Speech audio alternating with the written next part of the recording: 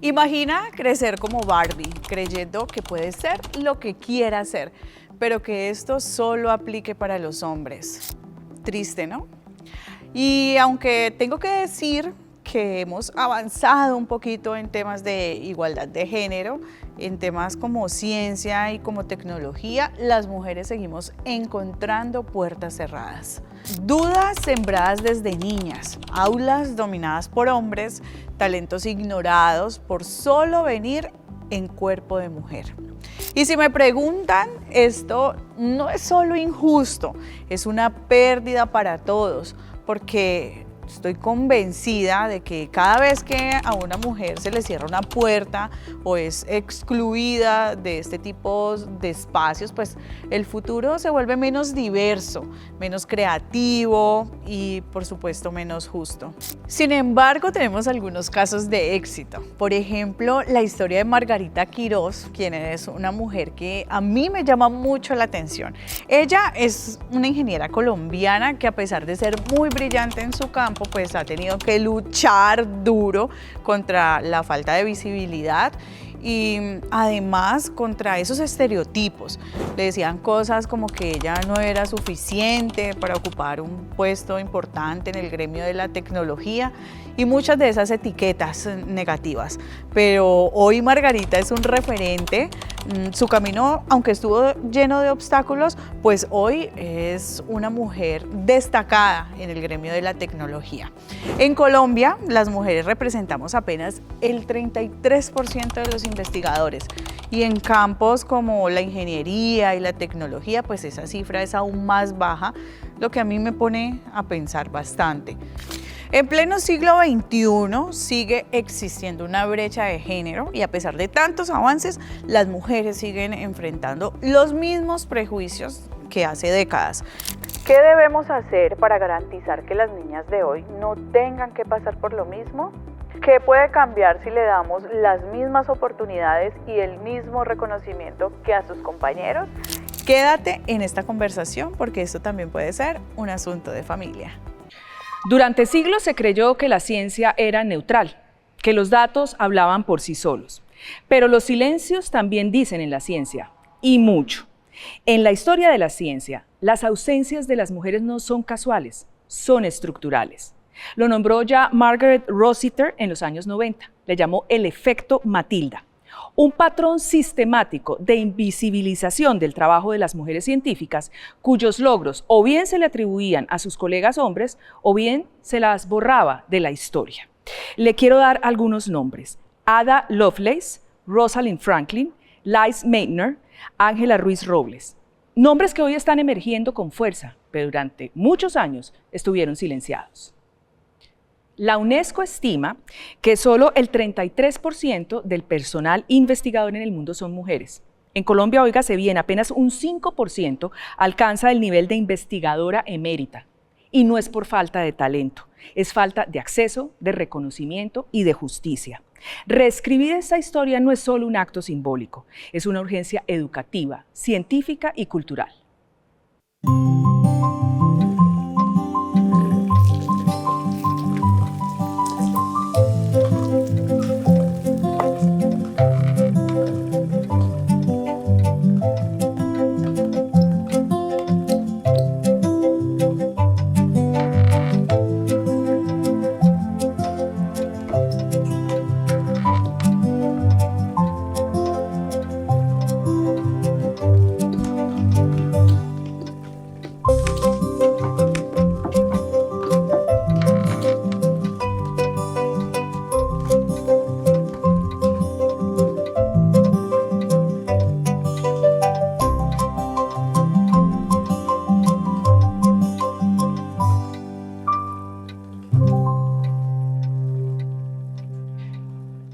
Bueno, hoy estamos con tres mujeres que definitivamente ejemplares y además que siguen rompiendo estereotipos y pues me siento muy orgullosa de tenerlas aquí, la verdad.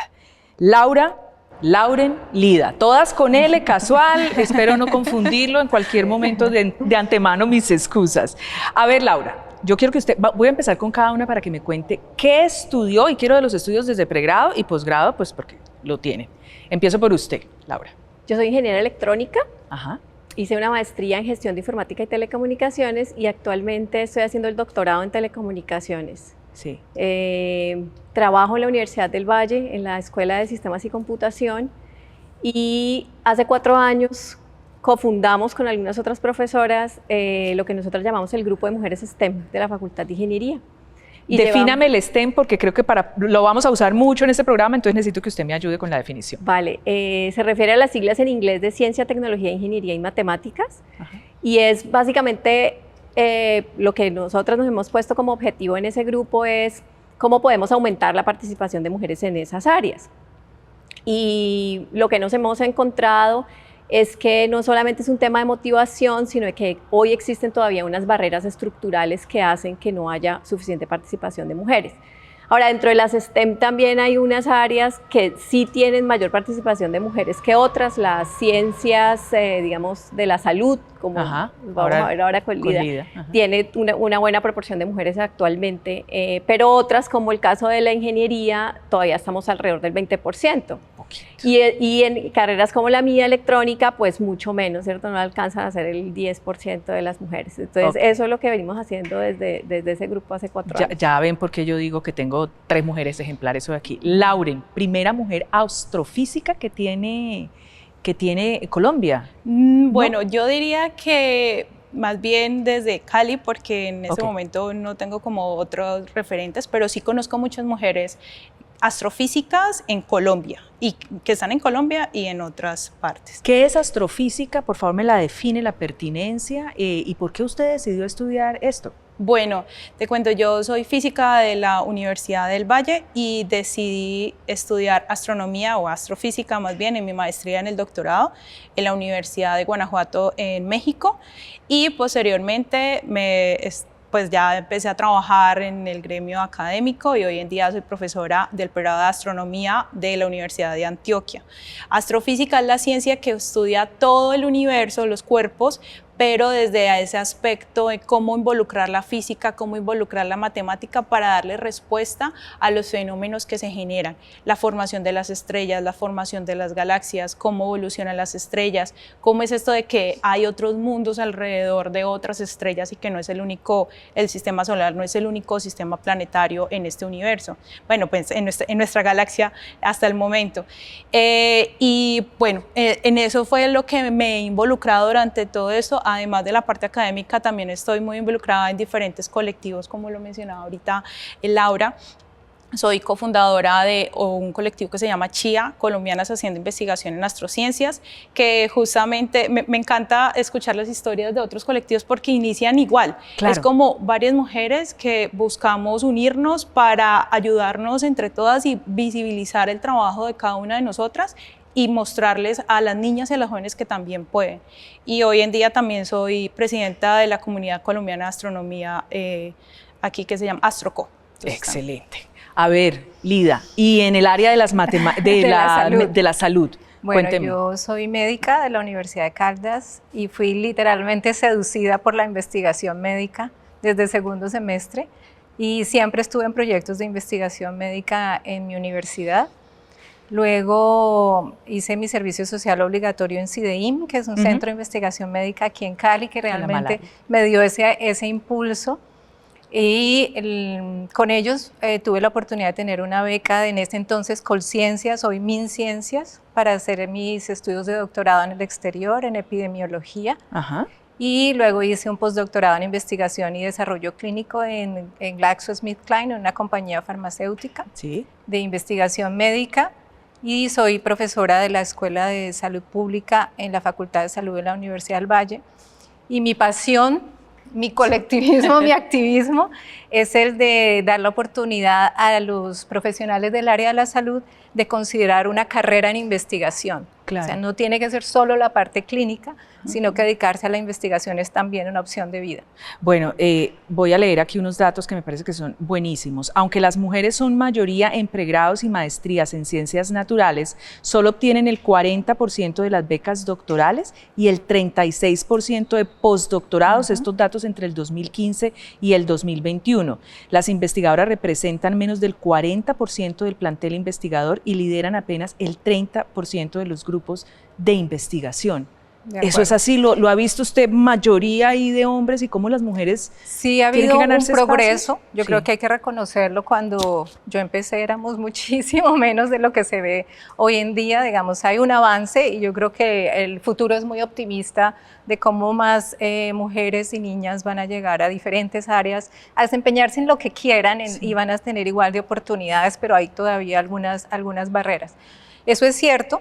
En el área de la salud, por ejemplo, nosotras incluso ya somos mayoría en los pregrados, comparado con hombres, sí, en los pregrados, pero a medida que se escala, incluso en el componente administrativo, no solo de investigación, sino en las ocupaciones, en los cargos de mayor poder, digamos, dentro de las estructuras administrativas de la salud, ahí declina bastante. Sí. Entonces parece que hay unas barreras que son las que nos previenen a nosotras las mujeres de aceptar esos cargos que tienen mayor responsabilidad.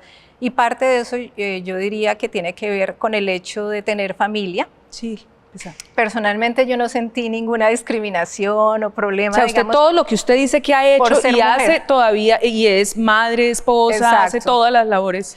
Pero solamente sentí, digamos, una diferencia basada en género cuando fui mamá. Entonces, porque tuve que pensar como para viajar a los congresos, para hacer capacitaciones, había como ya una relación diferente con mi carrera cuando era mamá. Eso fue difícil, digamos, al inicio. Y ahí yo creo que importa mucho la pareja, ¿cierto? Sí, que la pareja clave. Suma iguales responsabilidades para uno continuar, o sea, eso da confianza y tranquilidad para hacerlo. Y el otro es también la institución en la que uno está, el entorno, ¿no? Que también va a facilitar horarios flexibles, si necesita uno un cuidado, el acompañamiento. Por ejemplo, si uno va a estudiar el postdoctorado, por ejemplo, la Universidad del Valle me apoyó y mi hijo vino conmigo, mi esposo vino conmigo, yo estaba en el postdoctorado, entonces también la universidad tuvo esa facilidad de hacerlo, si no hubiera sido imposible. Sí, yo quiero que desde la experiencia de ustedes hablemos de esas barreras. ¿Cuáles son las que han detectado ustedes, ya no en el área de la salud, sino en el área de las STEM? Bueno, hay varias barreras estructurales. Nosotros, digamos, en el grupo hemos hecho incluso un estudio que estamos a punto de publicar sobre decisiones de carrera. Ajá. Y lo que la literatura demuestra y lo que confirmamos, digamos, en ese estudio es que hay unos factores para que las mujeres decidan carrera. El primero, el desempeño académico. Es verdad que en casi todos los países que se mide, los hombres les va mejor en lógica y matemática que a las mujeres. Y lo que los estudios han demostrado es que no tiene nada que ver con la biología en sí misma, sino con esas habilidades que desde pequeños nos inculcan. Entonces, a los hombres se les regala el Lego, el carrito de armar y desarmar, que desarrolla unas habilidades de lógica y matemática, y en cambio a las mujeres nos regalan la cocinita y la muñeca o la Barbie, que lo que nos desarrollan son habilidades del cuidado, ¿cierto? Entonces ese es el primero. El segundo, existen hoy todavía estereotipos de género, entonces a las niñas se les dice hay cosas de niñas y a los niños hay cosas de niños y esas cosas no las puedes hacer porque son de niñas o al contrario, ¿cierto? Entonces existen hoy todavía. Y ahí en los estereotipos yo creo que incluso este programa es muy importante porque eso también surge desde la casa, desde esa conversación en el comedor, ¿cierto? Donde se habla de cuáles son esos roles que como sociedad creemos todavía existen de género. El tercero es las faltas de referentes femeninos, o sea, las niñas en su edad, en la primaria infancia, no tienen referentes femeninos que puedan seguir. Y ahí no solamente es de mujer, sino de mujeres, digamos, similares a ellas, latinas en nuestro caso, afrodescendientes, ¿cierto? Que nuestros textos escolares carecen de esos referentes y entonces las niñas no tienen cómo verse, ¿cierto? Reflejadas en eso. Otro es la falta de orientación profesional. Entonces no sabemos qué es lo que vamos a llegar a ser de ingeniera electrónica o de ingeniera mecánica, nos imaginamos llenas de grasas metidas debajo de un carro, ¿cierto? Pero no sabemos que puede haber una línea de investigación o que podemos a través de la ingeniería, de las ciencias, de la tecnología, impactar a la sociedad, que es una de las motivaciones que tenemos además muy ligadas las mujeres culturalmente hacia el cuidado. Y el último factor que también me parece a mí el más importante es esas violencias que siguen habiendo en los espacios académicos y profesionales. Entonces las mujeres logramos llegar a la universidad y nos encontramos con un profesor o una profesora ¿cierto? Que tiene unas creencias o que hace un chiste en clase relacionado con las mujeres no deberían estar acá, o las mujeres la única resistencia que conocen la de la estufa, ese tipo de cosas, ¿cierto?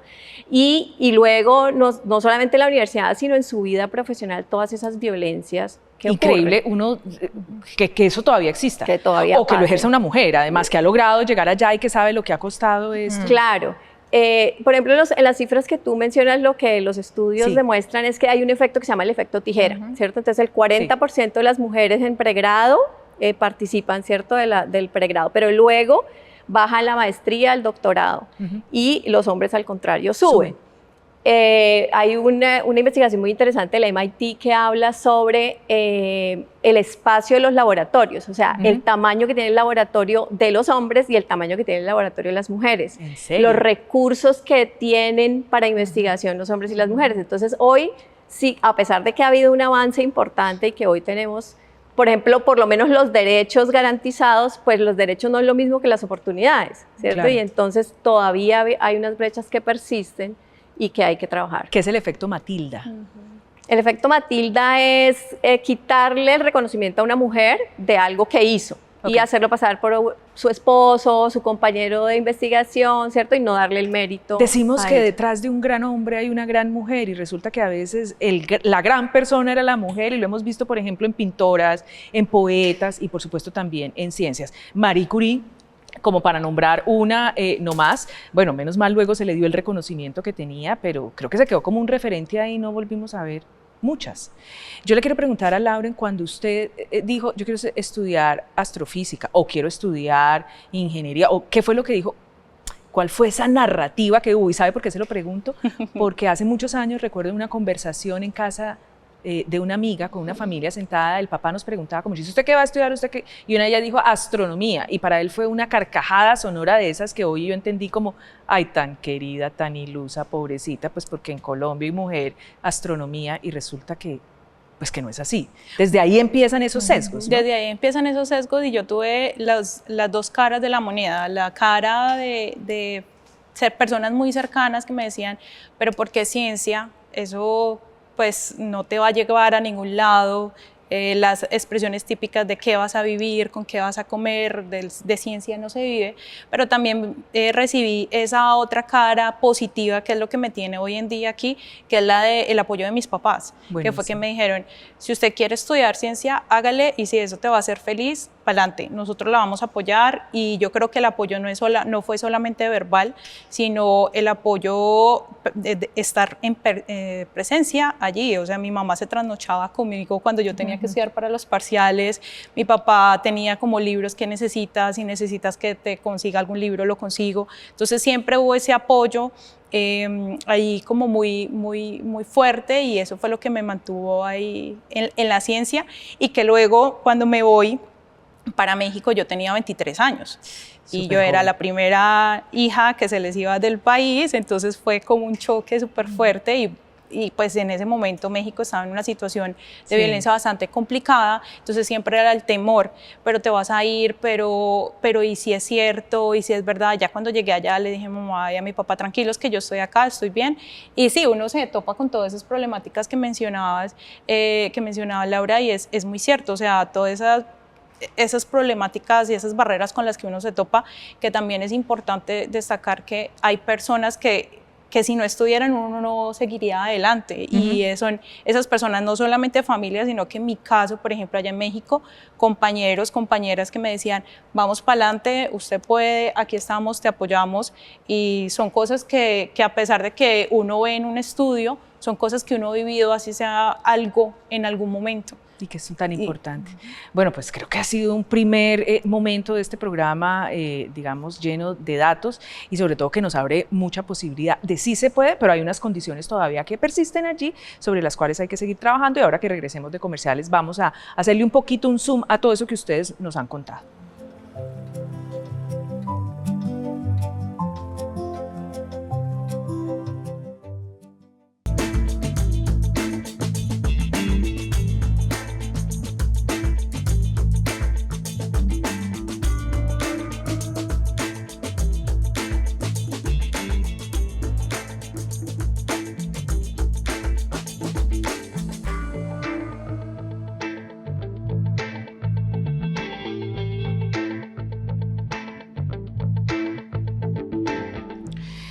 Solo un 5.6 de los premios Nobel ha sido entregado a mujeres. Y estoy segura, de acuerdo a las investigaciones que usted ha hecho, que hay una gran cantidad de mujeres allí con investigaciones absolutamente valiosas que todavía están como haciendo cola para esperar validación de algo que es importante, obviamente, como un Nobel. Esos techos de cristal, hablemos de esos techos de cristal, ¿qué es lo que han encontrado las investigaciones y de este colectivo que usted me dice que están trabajando?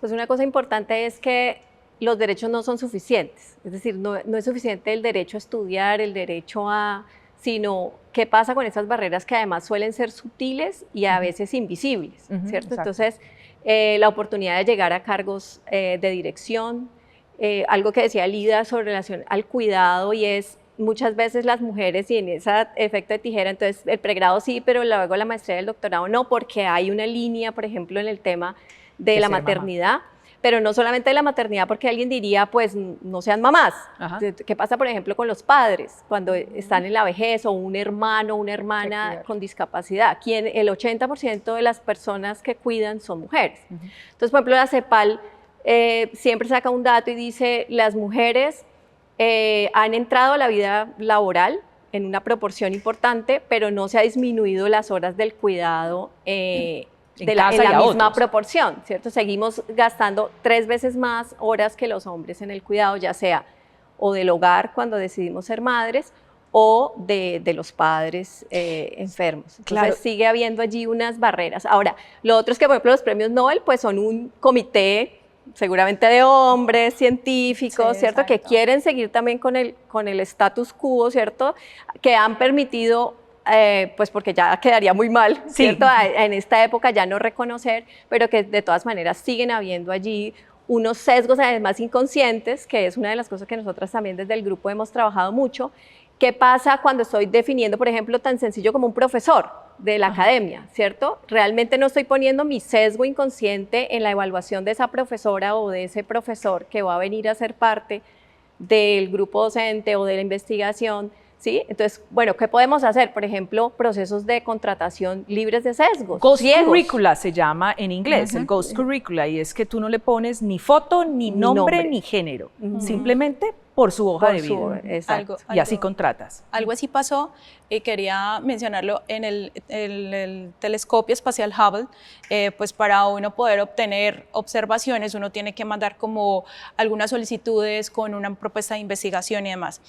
Siempre hay un comité de selección de cuáles son los proyectos que van a recibir el tiempo de observación, y pues muchos de esos comités son liderados principalmente por hombres, y siempre está el círculo justamente de este es el profesor reconocido, este es el investigador reconocido, entonces sí o sí se le da prioridad y se les da tiempo de observación. Hicieron una propuesta de recibir las investigaciones anónimas, y en ese momento, cuando ya, digamos, revelaron quién era el PI, el investigador principal, se dieron cuenta que eran 50% hombres y 50% mujeres, y quedó en evidencia justamente esa barrera y esos sesgos que estaban incluso en estos entornos tan sencillo, entre comillas, en el campo de nosotros, como es solicitar el tiempo de observación. Acceder al Hubble. De un telescopio, exactamente. Y se cambió a raíz de eso, o sea, dijeron, ¿nos sonó aquí algo y vamos a implementar esta política? O, ay, mira, qué curioso. No, pues alrededor de eso, porque ya luego después del Hubble viene el James Webb, el JWST,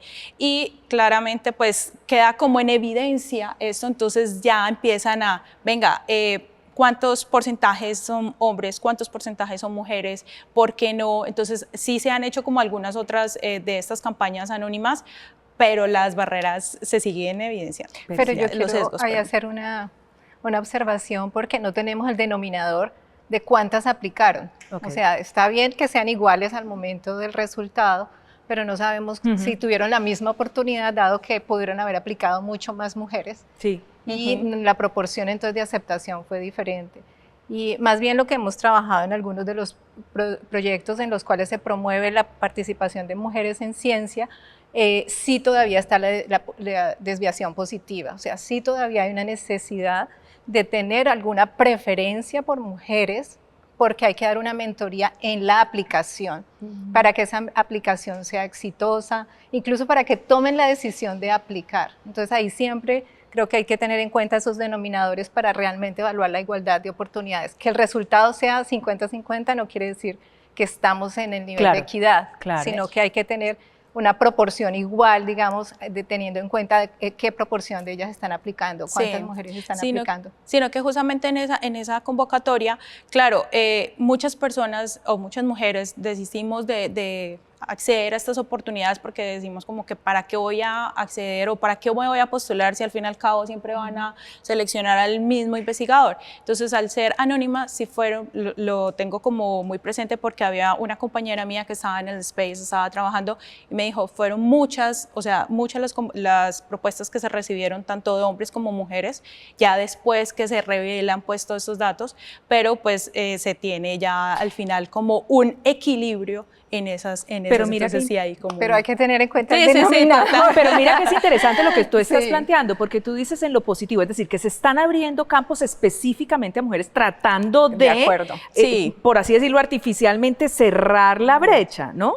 Sí. Y eso es bueno porque nos abre campos. Sí, Uno- yo creo que eso que Lidia dice es muy importante porque hay muchas personas que critican las acciones afirmativas porque Exacto, a eso dicen iba. que hay entonces una desventaja positiva, ¿cierto?, hacia los hombres. Lo que pasa es que históricamente hemos tenido unas desigualdades que hay que empezar a cerrar y las Así es. formas de cerrarlas son múltiples.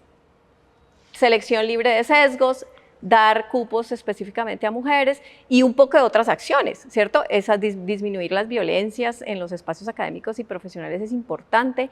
Entonces tiene que ser muchas cosas que Al van tiempo. sumando y que al final permitan que ya no sean necesarias. O sea, tendría que ser, o sea, la utopía sería que no fueran necesarias esas acciones afirmativas, Así ¿cierto? es, Para así que es. las oportunidades reales estuvieran para Y, todos. y me dolió un poquito algo que tú dijiste y es que uno desiste de aplicar, porque Total. es que no lo van a escoger. Entonces ahí es donde uno dice, mira, es que no debería ser. Y creo que eso está multiplicando un factor y es que desde niño, y un poco lo que tú nos decías, hay cosas para las que yo ya mentalmente digo, para eso Claro, no, porque sí, ese no es mi de campo, acuerdo. porque no puedo, y me lleno de eso y en efecto no lo soy. Entonces, es lo que pasa, seguimos multiplicando Sí, esquemas seguimos. que de entrada tendríamos que haber borrado. Y yo creo que también hay unas barreras. Nosotros o las mujeres en género hablan de una cosa que es la interseccionalidad, ¿cierto? Y es que no es solamente el hecho de ser mujer, sino qué pasa cuando eres mujer y además eres latina o afrodescendiente y además eres de un estrato socioeconómico vulnerable, Así ¿cierto? es. Entonces, muchas veces, por ejemplo,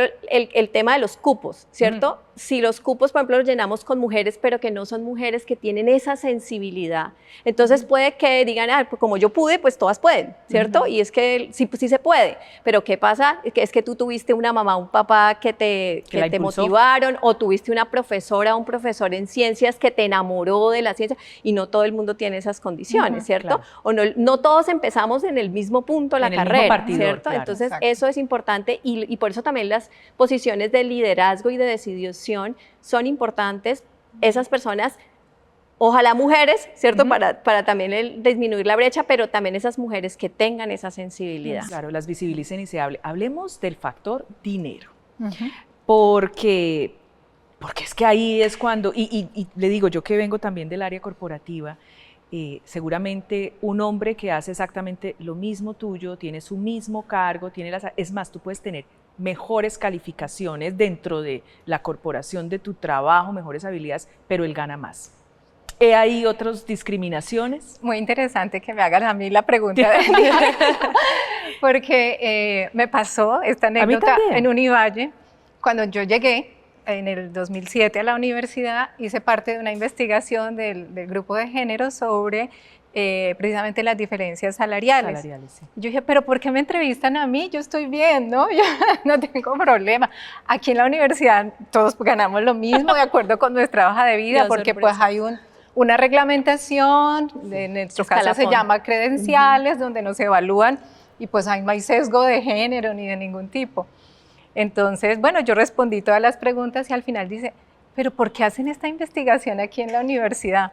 Y me han mostrado los datos y yo era como, no puede ser. Y ahí aprendí que el primer paso para uno reclamar sus derechos es la educación, estar informada, ¿no? Sí, de sí. estas brechas que en realidad existen porque uno no se da cuenta. Así es. Si uno no está educado de que eso existe, pues uno lo pasa desapercibido. Entonces, en eso creo que sí hay necesidad de esas investigaciones, son supremamente importantes, y hacer la difusión para que todas las mujeres lo sepamos. Vea. Hay una situación y es que particularmente de pronto por esa educación somos menos propensas o motivadas por el aspecto económico. Entonces, por ejemplo, yo he durado 5 años sin pasar a credenciales, o sea, sin subir mi salario habiéndolo podido subir. ¿Y lo has pedido? No, no lo he hecho porque no he querido. Es que Entonces, a eso voy, es porque que ni no es mi siquiera prioridad. lo exigimos. Exactamente. A veces pesar- como, no, exacto. pues es que yo tengo un muy buen trabajo, un muy Antes buen estoy salario. privilegiada Y cuando por tener volteo a ver trabajo. mis Sí, compañeros sí. hombres, todos estaban hace años pidiendo incrementos, ellos tienen unos Exacto. incrementos y yo no, y mi desempeño pudo haber sido mejor. ¿Cómo Sí, así? De acuerdo, entonces uno se siente como mejor porque es altruista, por no sé qué, pero es como la forma que a uno lo han educado. criado, sí. Claro, ve un dato aquí, en la Universidad Nacional de Colombia el salario bruto revela una brecha de género de 12% sin ajuste y de 7 a 9% ajustada, según análisis del salario. ¿Cómo le parece a usted? Sí. En el mundo se habla que está al más o menos al 30%, o sea, hacer las mismas funciones, hombre-mujer, y eso también está relacionado otra vez con el cuidado, ¿no? Generalmente buscamos trabajos que sean más flexibles, que nos permitan conciliar la vida familiar con el trabajo. Nosotras hicimos una investigación a través de Machine Learning sobre características de años de experiencia y años de formación para líderes de tecnología. Empresas que tuvieran dirección, quien ocupara la dirección, hombre o mujer, con relación a eso. Y encontramos que efectivamente los hombres llegan a cargos directivos con menos años de experiencia y menos años que formación que las mujeres, y en consecuencia pues allí hay una brecha salarial. Entonces sí persiste esa brecha, y un poco lo que Elida dice, generalmente las mujeres en ese momento en que decidimos ser madres, a mí me pasó, yo trabajaba en la industria, en las empresas de telecomunicaciones, y cuando dije, bueno, ya es hora de tener hijos, y ya como el tema otra vez cultural y social, estoy en los años en que ya si no lo hago ya no lo voy a hacer, decidí pasarme la docencia. Y me gané entonces la tercera parte de lo que me ganaba en la industria, porque quería ser mamá, una mamá presente, ¿por qué? Porque nos cultivaron eso, porque nos enseñaron y nos educaron en que eso es lo que hay que hacer. A veces esa frase que tú dices, detrás de un hombre hay una mujer, una gran mujer, pues no es porque esté detrás, pero sí es porque ella estaba, que logró, por ejemplo, ¿sí? Soy el director de una empresa y me mandaron a Brasil, me mandaron a México, y como mi esposa no trabaja, pues camine todos para allá. Mi esposa fue la que hizo la renuncia de su profesión, porque también tenían profesiones exitosas. También profesión, exacto. Muchas mujeres que sí, eso pasa también con el efecto tijera, y es que lo hacen el pregrado, pero luego se casan, tienen hijos y deciden entonces pausar su profesión, a pesar de que la hayan hecho, para continuar, digamos, ya sea o trabajando en la industria o en la docencia. Pero mira que ahora hay en las aplicaciones, por lo menos en las financiadores del área de la salud, si uno ha sido mamá, le tienen en cuenta la brecha, por ejemplo, para aplicar a límites de edad o cierto tipo de pues la última, publicaciones. La última convocatoria de MinCiencias aumentó 2 años por cada hijo vivo, ¿no? Bueno. Ese tipo de cosas se necesitan, pero por ejemplo nosotros desde el grupo en la universidad decíamos, en el proceso de contratación habría que poner un componente así, o sea, te doy, no sé, 2 puntos porque eres mamá, y es que ser mamá no es solamente los 9 meses del embarazo, 2 años de lactancia, baja la producción, hay investigaciones que dicen baja la producción de artículos, entonces... Sí. He visto muchas mujeres enfrentadas a ese dilema, incluso comentarios tan odiosos como ella antes de tener hijos era entregada a su trabajo, ahora se ha bajado el desempeño, entonces a uno se le sube la temperatura, respira y dice, esa es una frase que debe estar no en el diccionario y no debe estar en ningún ámbito, porque realmente pues es un sesgo. Vamos a hacer un corte a comerciales y ya regresamos para unos comentarios finales y algunas recomendaciones que le quiero escuchar a cada una de ustedes.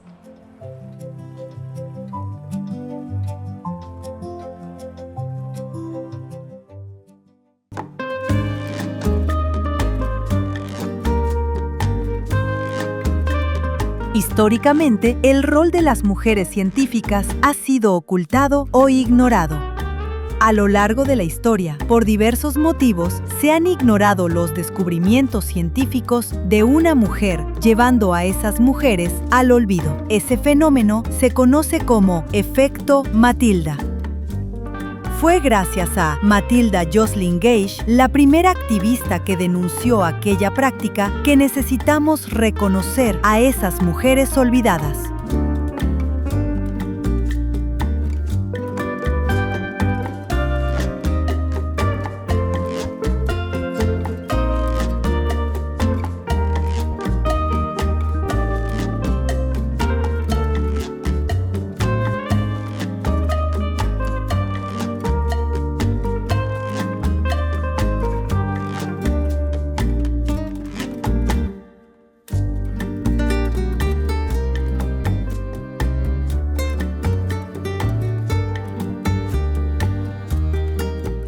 La ciencia no es solo cosa de hombres.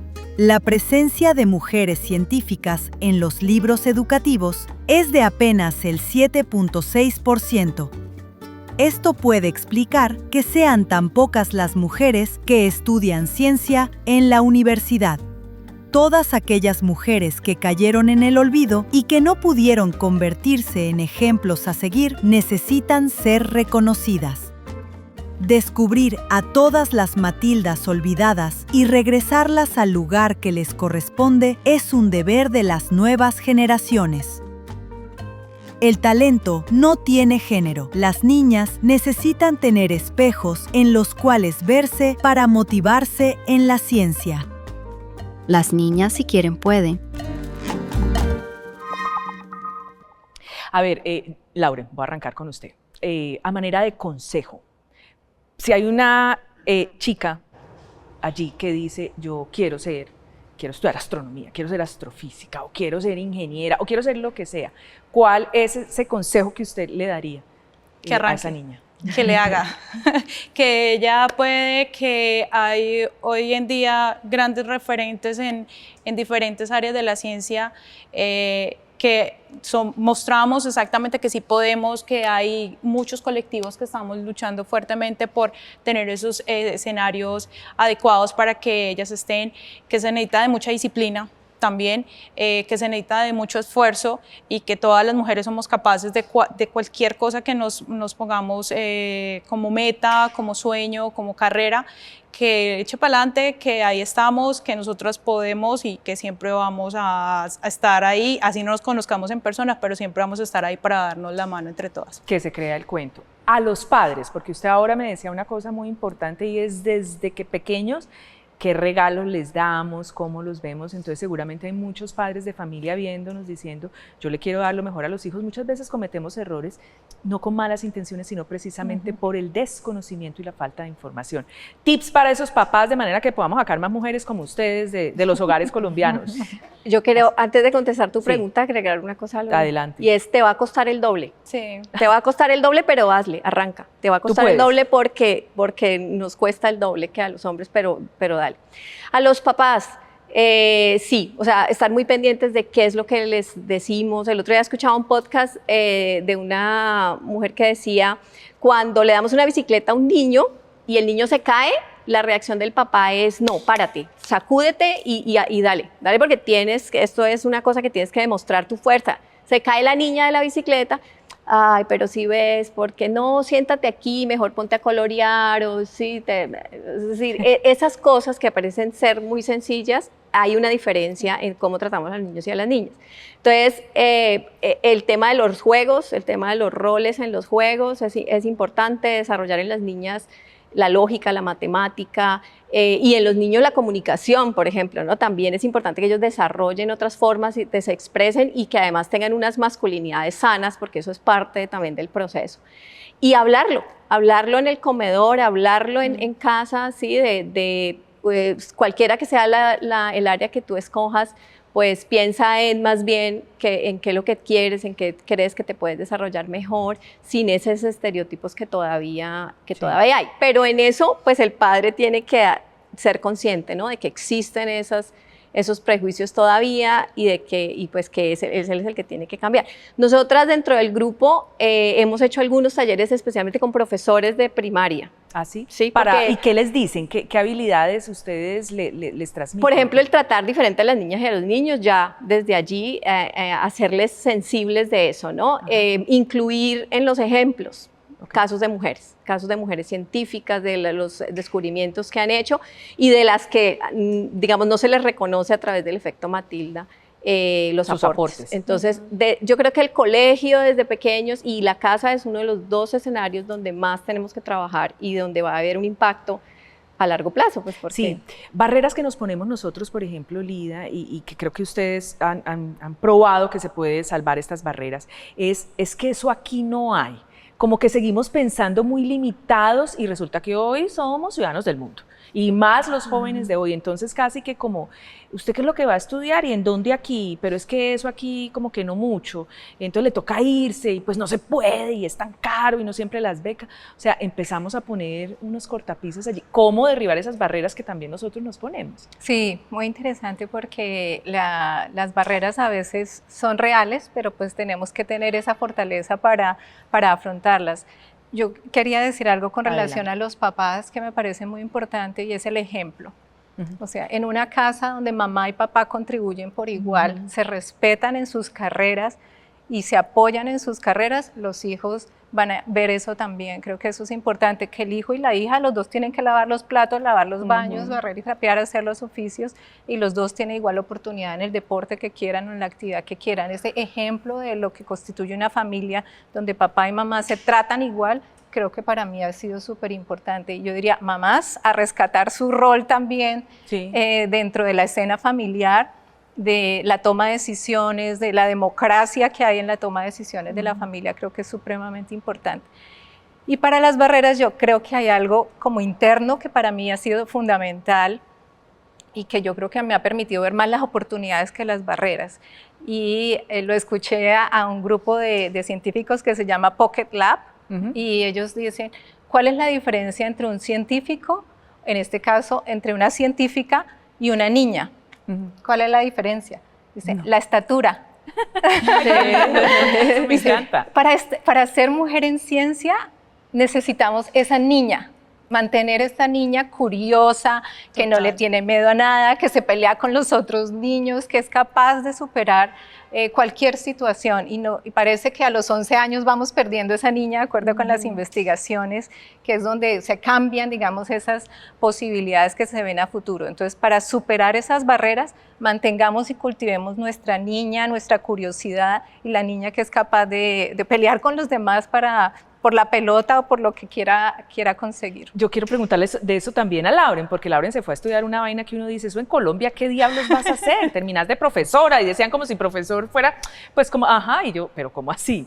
¿No se enfrentó con esa barrera, esas imposibilidades? Sí, claro, cuando yo venía para acá me decían como, ¿y usted en qué va a trabajar? Y yo no sé, ¿cómo así? Yo no solamente estudié astronomía, yo también puedo ser asesora científica, y hoy en día he pasado por diferentes roles en la parte laboral. He sido asesora científica, he sido divulgadora, he sido investigadora, he sido docente, en diferentes campos. Yo creo que la ciencia también te da muchas habilidades, que no es solamente como en el campo específico que te dedicas, sino que te da una gran habilidad, una habilidad de construir, de ser crítico, de ser crítica, de poder mirar un poco más allá, ¿sí? No solamente del escenario que tenemos, sino mirar más allá y de trabajar en conjunto. Entonces sí, a mí sí me decía, pero ¿por qué si en Colombia, donde hay telescopios, donde hay observatorios, se va a poner a ver las estrellas? ¿Qué va a hacer? Usted va a mantener viendo la luna. Y pues sí, mantengo viendo la luna, pero soy feliz y hago investigación, y hoy en día pues las investigaciones que hago en el pregrado de astronomía en la Universidad de Antioquia somos 7 profesores, de los cuales 2 somos mujeres. Y nos toca de toderos. Entonces yo hago investigación hago en divulgación, hago en el uso de Machine Learning para estudiar atmósferas de exoplanetas, hago el uso de la información de las galaxias para generar sonidos para las personas que no pueden ver, pero que se puedan acercar la astronomía a partir del sonido. Entonces son como habilidades que uno aprende, ¿no? No es como que, bueno, solamente me he dedicado a estudiar estrellas, sino cómo llevo las estrellas y esto que a mí me apasiona a otras personas. Claro. Entonces, eso me ha permitido también hacer la divulgación en comunidades rurales, en barrios, en llevarlos a colegios, en colegios de bajos recursos. Yo nací aquí en Cali en un barrio de bajos recursos, y hay como una cercanía, como qué chévere que esto me lo hubieran enseñado cuando yo estaba chiquita.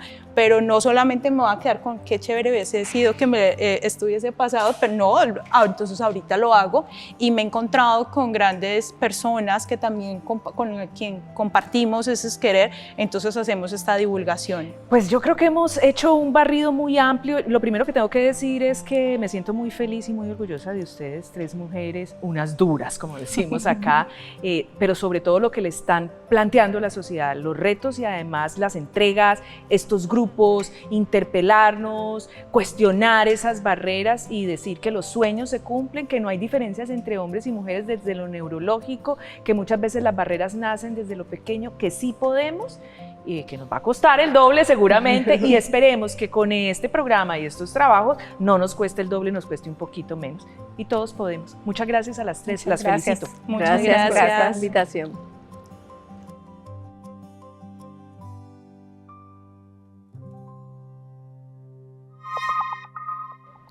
La ciencia necesita más que ecuaciones, la ciencia también necesita memoria, porque sin reconocer el pasado seguimos repitiendo estos sesgos. Se perpetúa aquel mito de que la genialidad tiene género y se le roba a las nuevas generaciones de mujeres la posibilidad de verse reflejadas.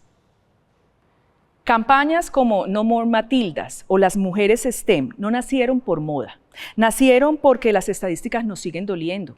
Hay menos acceso a becas, menos autoría en publicaciones, menos premios, más cuestionamientos. Reconocer a las mujeres que hicieron historia en la ciencia no es hacer un favor, es hacerle justicia al conocimiento y abrir las puertas para que cada niña que hoy en día está soñando con un laboratorio, con un telescopio, con un algoritmo, sepa que puede, porque otras lo intentaron antes y porque esta vez no las vamos a olvidar. Las mujeres estamos tan acostumbradas a sobrevivir que muchas veces normalizamos esos estereotipos que arrastramos por generaciones. Y yo no sé ustedes, pero de lo que yo sí estoy segura es que eso no es justo para ninguna de nosotras. Miren, un caso muy relevante es el de Marie Curie, que a pesar de su enorme contribución al campo de la física y la química, pasó gran parte de su carrera luchando contra el sistema que la menospreciaba solo porque era mujer.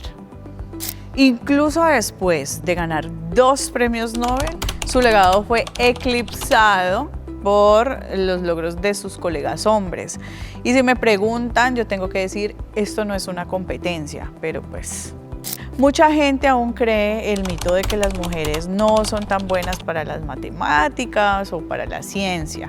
La realidad es que no existen diferencias biológicas que justifiquen esta creencia. La brecha en el rendimiento es en su mayoría el resultado de esos estereotipos sociales que han condicionado las expectativas sobre lo que las mujeres podemos y lo que no podemos hacer en esos campos. Pero bueno, yo digo que ya es suficiente, o sea, ya. Es hora de que todos, los hombres y las mujeres, empecemos a cuestionarnos estos estereotipos y trabajemos para dar las mismas oportunidades a las nuevas generaciones. No se trata de si eres niño o de si eres niña, eso se trata de justicia social. Hablemos de esto en nuestras redes sociales, porque esto también puede ser un asunto de familia.